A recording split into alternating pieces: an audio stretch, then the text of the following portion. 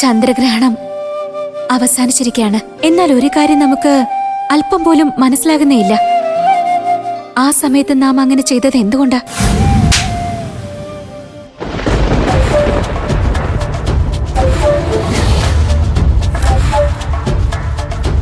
വാസ്തവത്തിൽ അനുജനെ പോലെ ഒരു ശക്തനായി മനുഷ്യനെ പ്രഹരിച്ച് തള്ളി മാറ്റാനുള്ള ശക്തി നമുക്ക് എങ്ങനെയാണ് ലഭിച്ചത്?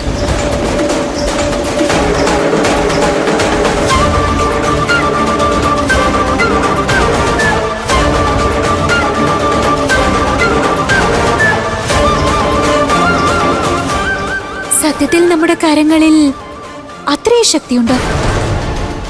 അപ്പോൾ നമുക്ക് ഈ കരങ്ങൾ കൊണ്ട് അസാധാരണമായ എന്ത് പ്രവൃത്തിയും ചെയ്യാൻ സാധിക്കില്ലേ?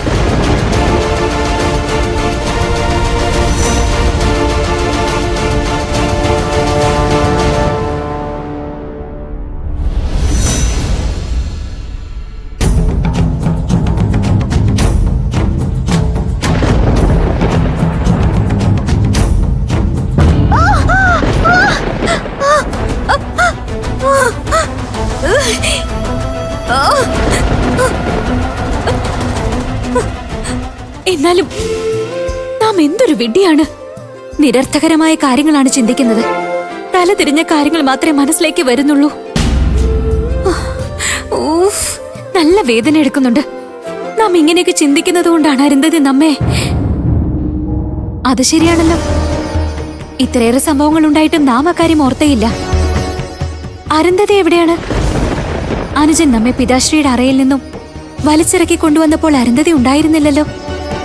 അവൾ അവിടെ ഉണ്ടായിരുന്നെങ്കിൽ ഒരു പക്ഷേ അനുജൻ നമ്മെ അപ്രകാരം പിടിച്ചു വലിച്ചു കൊണ്ടുപോകില്ലായിരുന്നു. എങ്കിൽ അവൾ എവിടെയാണ് പോയത്? നമ്മോടൊന്നും പറയാതെ അവൾ എവിടെയും പോകില്ല.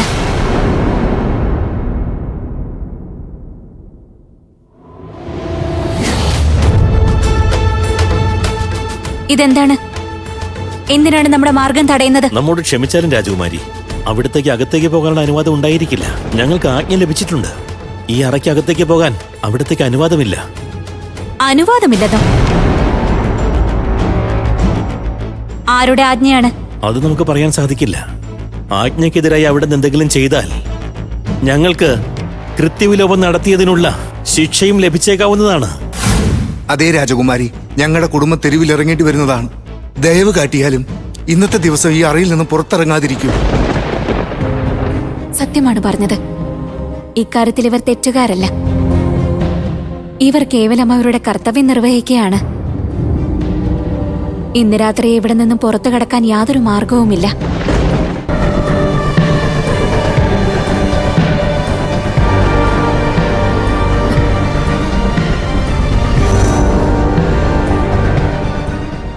എന്ത് ചെയ്യും?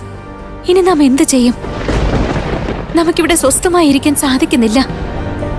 എങ്ങനെയും പുറത്തു പോയേ പറ്റൂ. അല്ലെങ്കിൽ അരുന്ധതിയെ എങ്ങനെ നമുക്ക് കാണാൻ സാധിക്കും? ആർക്കറിയാം, അവൾ എന്തെങ്കിലും പ്രതിസന്ധിയിൽ അകപ്പെട്ടിട്ടുണ്ടെങ്കിലോ?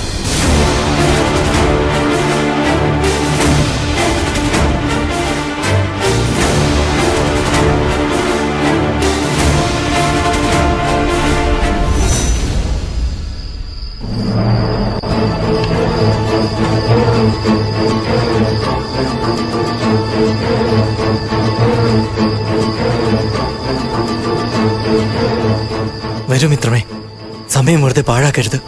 വരൂ.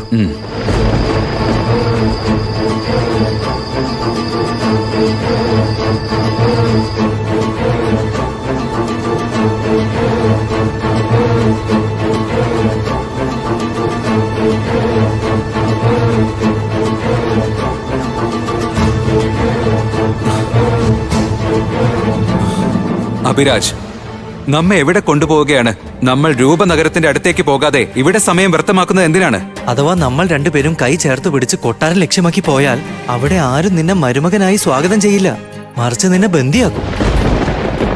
അത് മാത്രമല്ല, സ്വയംവരത്തിന്റെ വേളയായതുകൊണ്ട് പതിവിലധികം കൊട്ടാരത്തിൽ കാവലുണ്ടാകും.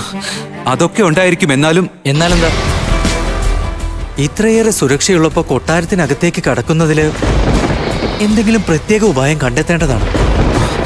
എന്നാൽ അഭിരാജ് ഈ സമയത്ത് വനത്തിനുള്ളിൽ എവിടെ നിന്നാണ് ഉപായം ലഭിക്കുക? ലഭിച്ചു.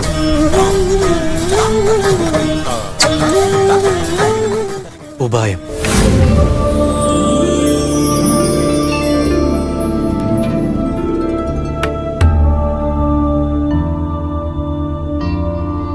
ഇതാരാണ്? ഇദ്ദേഹം എന്തു ചെയ്യും? നാം പറയാം. ഇദ്ദേഹം അസാധാരണ സിദ്ധിയുള്ള യോഗിയാണ്, മുനി ബാബ. ആത്മാർത്ഥമായി ഇദ്ദേഹത്തോട് എന്തെങ്കിലും ആവശ്യപ്പെട്ടാൽ അത് പൂർത്തീകരിക്കുമെന്നുള്ള കാര്യത്തിൽ സംശയം വേണ്ട. നിനക്ക് ഇദ്ദേഹത്തോട് അപേക്ഷിക്കാൻ സാധിക്കും. അങ്ങനെ നമുക്ക് കൊട്ടാരത്തിലേക്ക് എളുപ്പം പ്രവേശിക്കാവുന്നതാണ്.